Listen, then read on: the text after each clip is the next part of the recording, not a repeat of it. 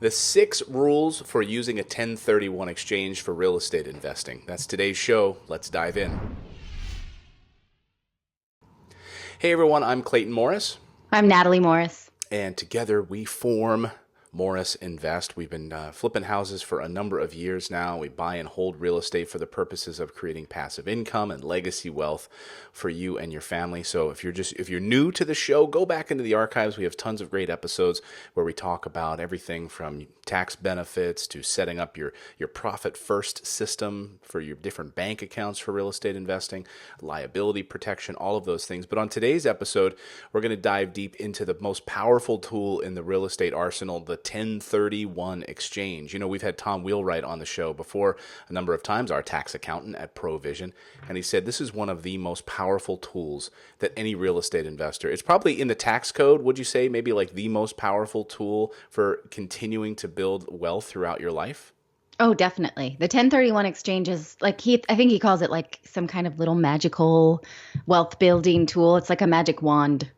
Right, exactly. So we've been deep diving some of this. You know, in the office at Morris Invest, we get a lot of investors who will call us up and say, hey, maybe they already own like 2 properties with us, et cetera, but they'll say, hey, you know, we're about to sell this house in Phoenix and we wanted to use that money in order to buy 5, 6, 7, 10 rental properties. And can you help us do that? So there are some rules, and absolutely we always are able to accommodate that. And so we kind of walk through some different stages with some investors and explain certain things that they need to have in place ahead of time. But today, we're not going to go over that piece of it. I think we're going to deep dive some of the nitty gritty rules that we can really take advantage of for the 1031, right? I never really was sure of the details of how it worked. And I think I've mentioned several times that I've been reading Loopholes of Real Estate by Garrett Sutton, and he has a great chapter on the 1031 exchange with the details of exactly how it works. And I thought, oh, okay, because a lot of times people will ask us, oh, you know, I want to sell this property for $300,000 and buy 5 for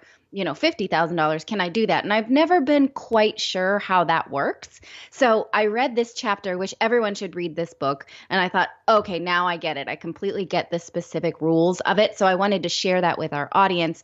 But you really should be reading this book. I want to reiterate that we're not tax accountants. We're not financial advisors. We're just people who like to share the things that we learn because we get excited about learning.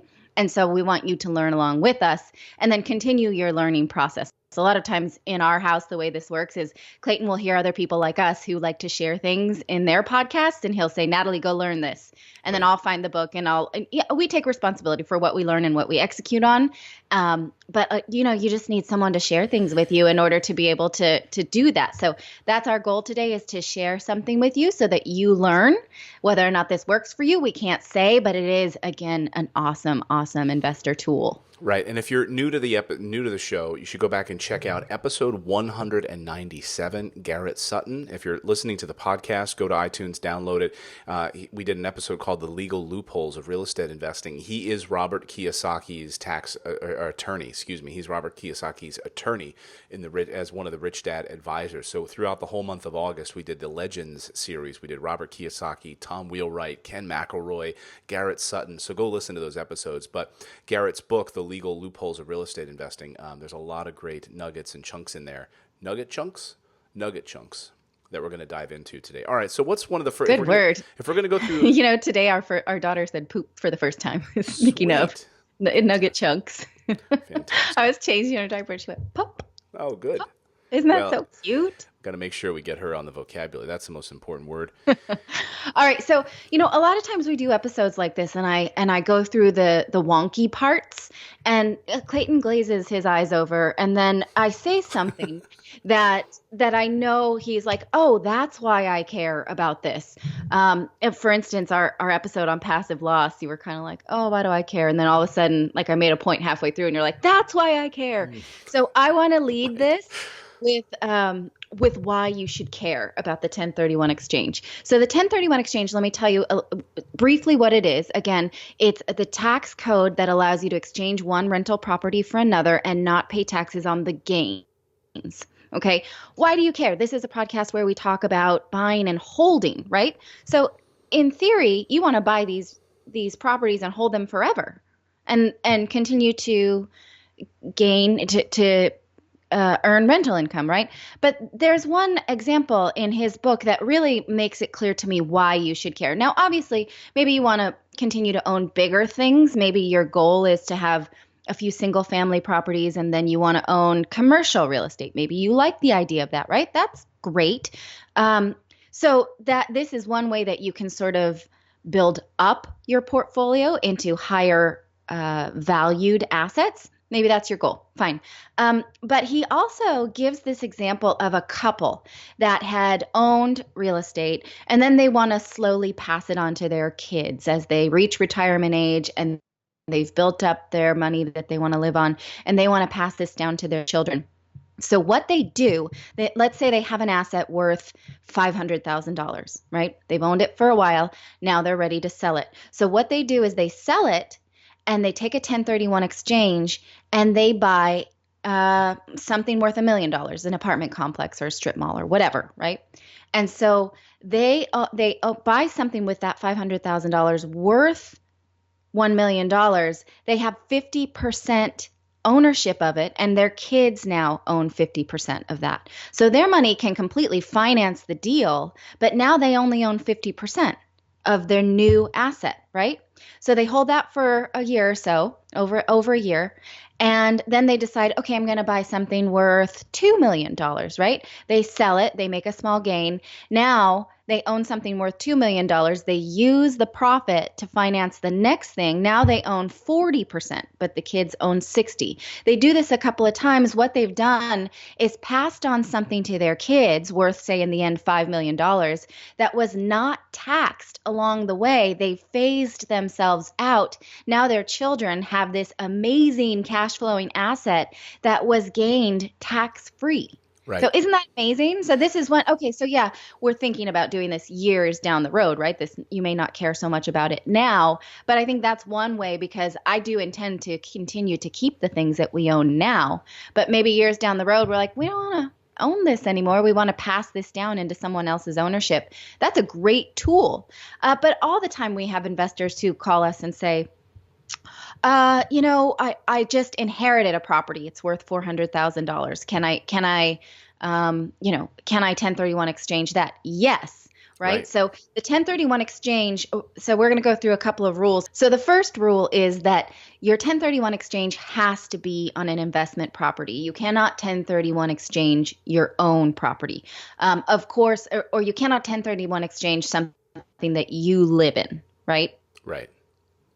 There are some, I guess, workarounds in that. For instance, I had an apartment in San Francisco that I did live in, but then I rented it out for a couple of years after that. So as long as it had become an investment property, then I could 1031 exchange that, which after I read this chapter, I was really kicking myself that we didn't. Well, I know. I mean, here, the thing is, what you want to make sure that, you go back and you listen to our early episodes where we explain what a 1031 exchange is, the mechanics of how to do it. We've had some great interviews with people who can set up your 1031 for you. They walk you, you can call them. We have their phone number right in the episode. You can call them, work with them. They'll do it for you. But you have to identify those properties 45 days after closing. You have 45 days to identify the properties. Right, you're getting ahead of me in the rules, but yes. Okay, but my point is that, yeah, we and then if you don't do it and then you close on the property, you're screwed. You literally, you're out all that tax money, and then you're going to have to pay capital gains on it. You lose the opportunity to. Yeah, and so we lost that opportunity because we didn't know what we didn't know that many years ago.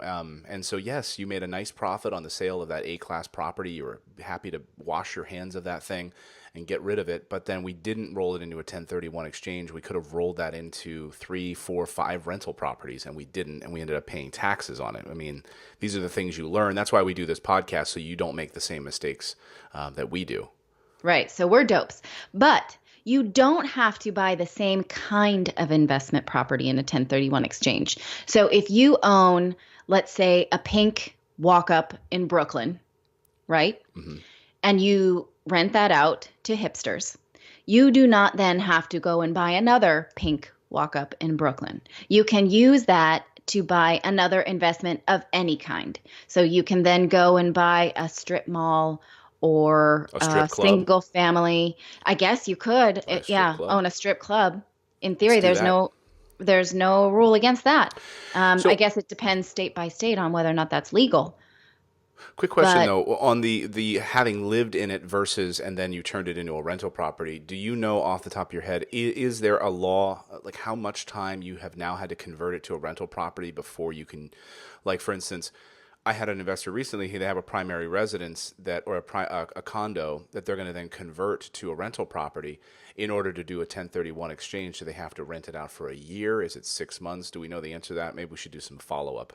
well, you have to have kept your investment for a year and a day. A year and a day. Okay. So if they have converted it into investment, I'm going to assume that the same laws apply, and that has to do with making sure that you're in within like a separate tax year, so that you're keeping it, so that you're not getting quick gains on it. So if you have rented it out and you haven't lived there, it has to have been, I want to say, at least a year and a day before you can call that an investment property, right? Okay.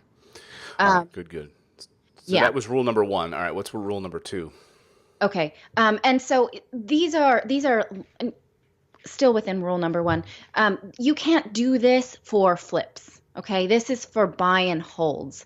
If you're going to flip it within, that's why you need to have it for a year and a day, because the IRS wants this to be investment property that you are continuing to hold and that you'll have gains on, right? Right. So these are things that you actually have rented out, not something that you flip. All right. You can do this on vacation homes, but that's a whole other ball of wax. So we can talk about that some other day. Now, rule number two is that you have 45 days within the close period to identify your properties. That doesn't mean you have to close on them. That means you have to sort of put up your red flag, stake your claim, and say, this will be mine. Right. So Now, when you've started working with a 1031 exchange company, they're getting the paperwork together. You've started this process. Then you identify those 45 with those properties 45 days after closing. You have that window to do that. But it's very important that you, of course, go and work with a 1031 exchange company to get everything set up first before you close. Again, otherwise you'll be kicking yourself. You cannot then retroactively start going and looking for properties that you want to roll it into. That's illegal. Yeah. Now, usually your escrow person will be familiar with this process and they'll know how to slap the paperwork on your sale. But we're going to talk about experts for the 1031 exchange later in another rule. But you typically want 3 properties or less on your list. Now, the reason for that is that there are no limits on your list if it has 3 properties or less. So say you made $150,000 and you've identified 3 $50,000 properties, you're set, right? But if you want to buy more than 3 properties with your gains, you become subject to the 200% rule of Section 1031, which allows the 1031 exchange. That says that since your list is more than 3, the total combined purchase price of everything on the list cannot be more than twice the selling price of your old property. Now, if you're buying these single family turnkey properties that we talk about all the time, you probably won't have that issue, right? But if you're then taking your 1031 exchange and leveraging it into a mortgage and you buy something that's more than 200%, twice the selling price of your old property, then you're going to trigger some taxable gains. So that becomes an issue. So that's something to think about. You can identify 3 or less, but if you're going to identify more than that, you just have to make sure it doesn't exceed twice the value. Right. Okay? Right.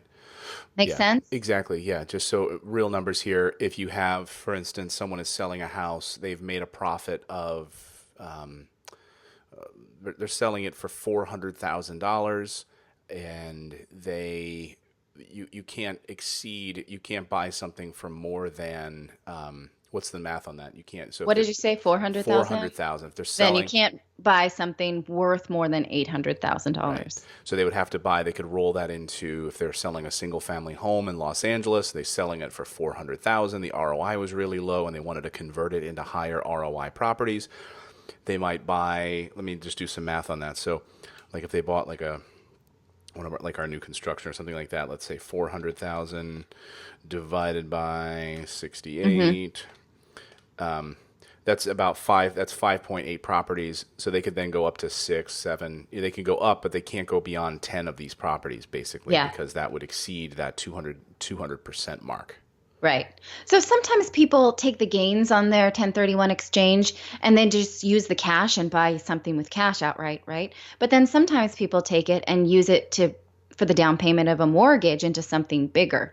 And so both things are allowed. So you're thinking about again the purchase price of what you're getting in the end, okay? Right. Now, rule number 3 is that you have 180 days from the day you close on the sale to complete the purchase of the new thing. Okay. Now, the IRS is not friendly with that 180 calendar days. So if 180 days falls on, say, the 4th of July or Christmas, they do not give a butt crack. It still counts. Okay. Right.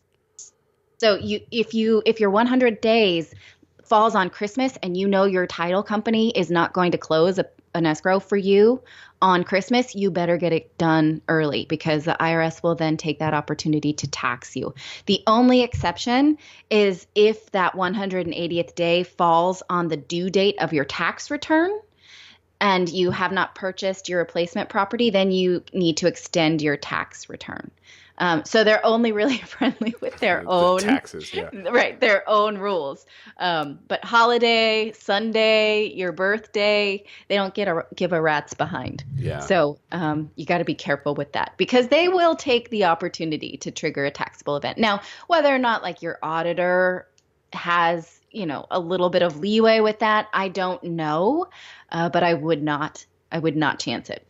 Yeah. All right. So 45 days to identify the properties, and then you have 180 days or equal to 6 months to close that all of those investment properties that you're rolling. Right. I mean, they don't even use the term 6 months because, if there's a leap year in there, that gives you more of monthage, if that's even a word. I just made it up. So you have to be really strict with yourself on the 180 days. Okay, rule number 4, you want to find a qualified intermediary.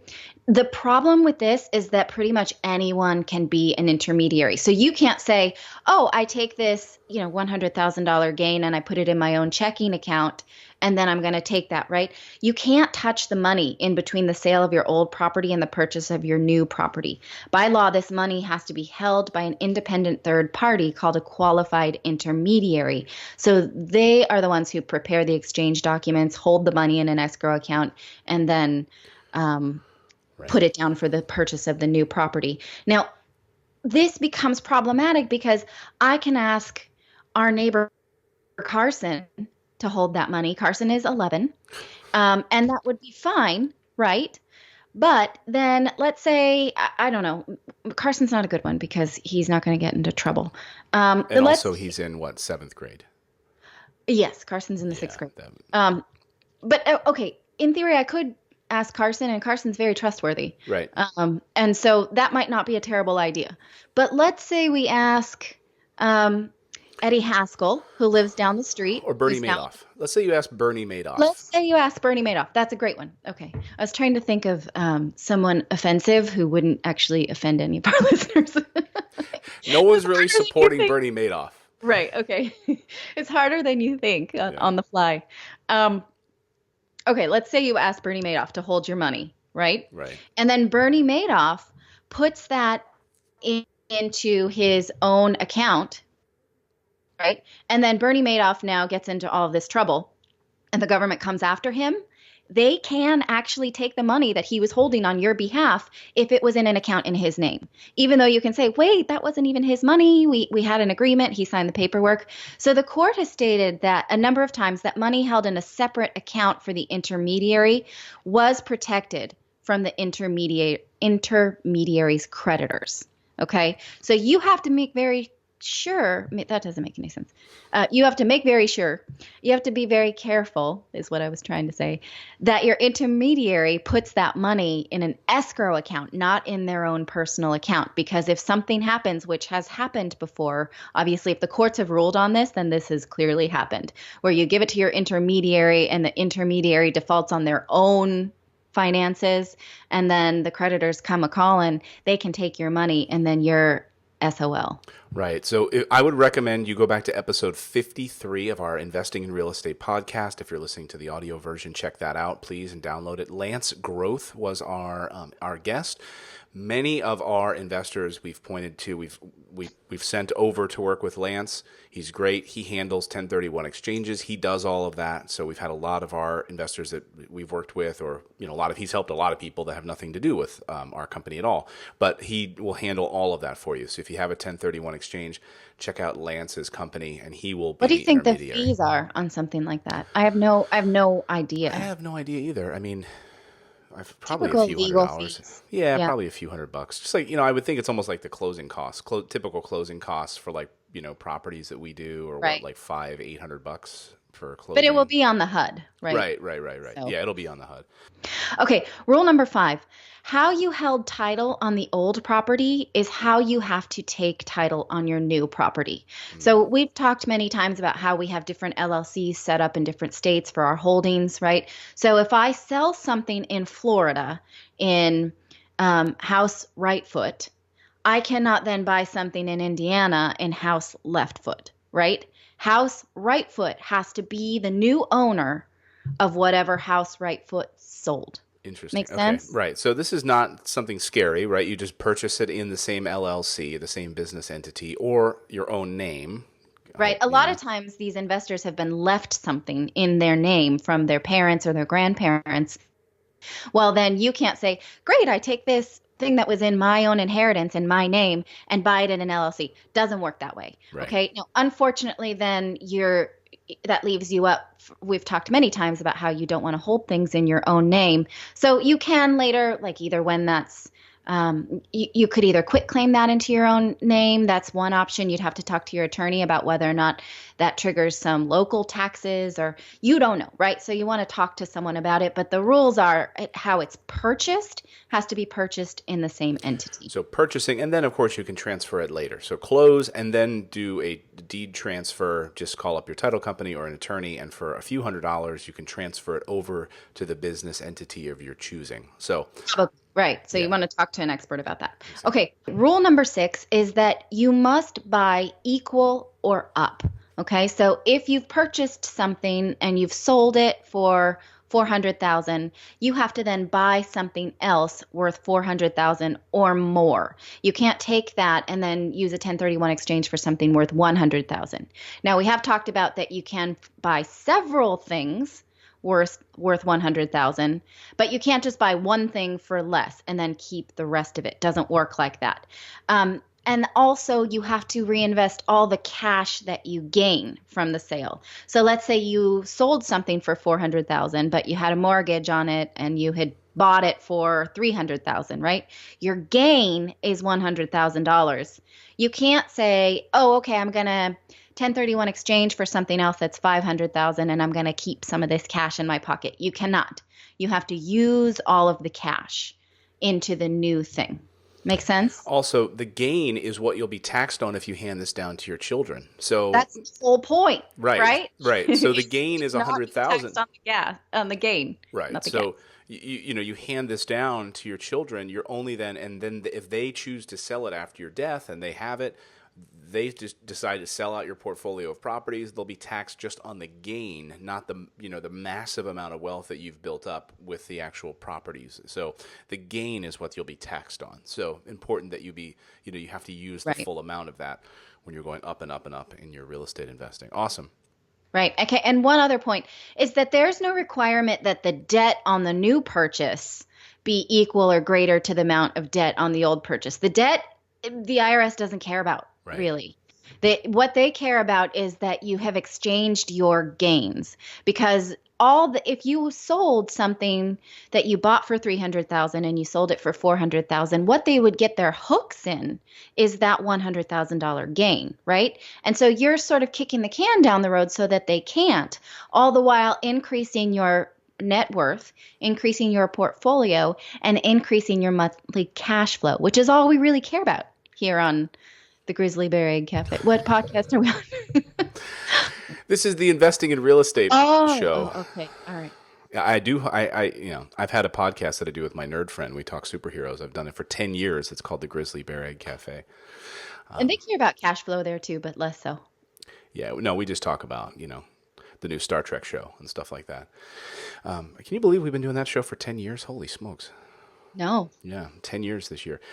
So anyway, yeah, that is, and I mean, such a powerful tool. The 1031 exchange, I mean, you think about it, you can just keep up, if you find a great property, you're holding it for a number of years, the idea is you never want to sell it, but unless you can upgrade, right? If you can take that low ROI property that you have in Phoenix that's only making you 3% ROI, but you've had it for a number of years, you moved out, you moved to New York, now you're renting it for 4 years. Now you're going to sell it. Great. You might make $400,000 on it, but the ROI is really low because your cash flow is terrible. That's an opportunity to convert that cash into, 8 rental properties that are going to have a high ROI, 10 to 12% net return. Like that's the power of the 1031 exchange. That's why this is such a really incredible tool. Yeah. So hopefully you learned something about this. And now when we get all these questions, like, can I buy more than one? Or, we have a better handle on it because before I kind of only was vaguely familiar with what it did. But now I see that I see exactly how powerful it was. So I can't recommend this book high enough. It's The Loopholes of Real Estate by Garrett Sutton, and we'll have links to that in the show notes. Indeed, we will. And we'll be back on Thursday with another episode of the Investing in Real Estate show. I'm really excited because if you're listening to the audio version, we've got Brent Daniels who's going to be joining us on the show. He's going to show us how to find discounted properties. It's a fantastic method if you don't have a large arsenal of cash right now and you want to go out there and try to build up a quick sort of arsenal of cash, maybe $50,000, $100,000 is one way to do it. And Brent is going to show us how to do it. That's how I got my start in real estate investing. So Brent is going to walk us through how to do all of that and more. So until next time, everyone, go out there, take action, become a real estate investor. We'll see you next time here on the show. Bye-bye. Bye, everyone.